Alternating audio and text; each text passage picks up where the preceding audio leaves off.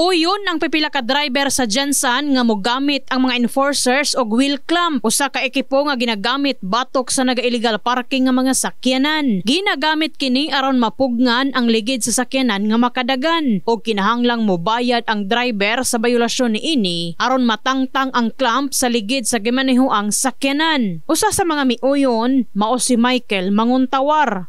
Hindi po siya nga programa sa gobyerno para katong mga violators po na nga driver patakara po park niya especially ka ng driver sa may bang ito sa palingkidam ang dapat sa may muskila mga violators niya punta papadayo na o kursido ginang operasyon. Alang usab ni Rudy Perater, dakong tabang ang clamp aron madisiplina ang mga driver nga nagaparking sa ilahang mga sakyanan bisan asa.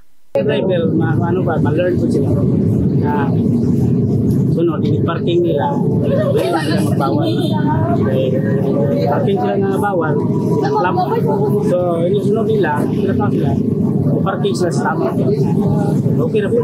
Matod sab sa labaw sa Traffic Enforcement Unit o TEU Jansan, dili sila magduha-duha sa pagclamp sa mga sakyanan nga masakpan nga wala sa tama nga parking area. So dapat po i-park po natin ang ating mga sasakyan sa tamang parkingan. Pag hindi po yan nakapark sa tamang parkingan at saka naka-obstruct po, ika-clamp po namin ang inyong mga sasakyan. So dumating na po ang mga clamp po natin dito, na-order po ng ating LGU sa panguna ng ating piso kay Tony Jung Gonzales. Kaya nga po, sa lalong madaling panahon, i-implement na po yung clamping po dito sa ating syudad. Nagpahimangno si Police Major Oliver Paoya sa publiko nga dili lang tricycle ang ilang dakpon, kundi lakip na ang mga four wheels nga wala nagasunod sa balaod trapiko.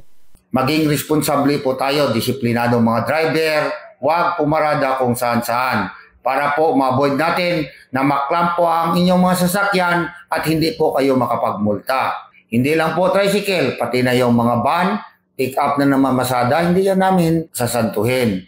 Sa karon, naghulat pa ang TEU nga i-issue sa Public Safety Office ang clamp sa ilaha aron masugda na matod pa ang operasyon batok sa mga naga-illegal parking sa Jansan. Kahibalo ang isyuhan sumala pa og citation ticket ang kinsa man nga mosupak sa balaod trapiko o kinahanglan nilang bayaran ang penalidad sa City Treasurer's Office. In the heart of changing lives, kini sa Ena Mimugpon, Brigada News.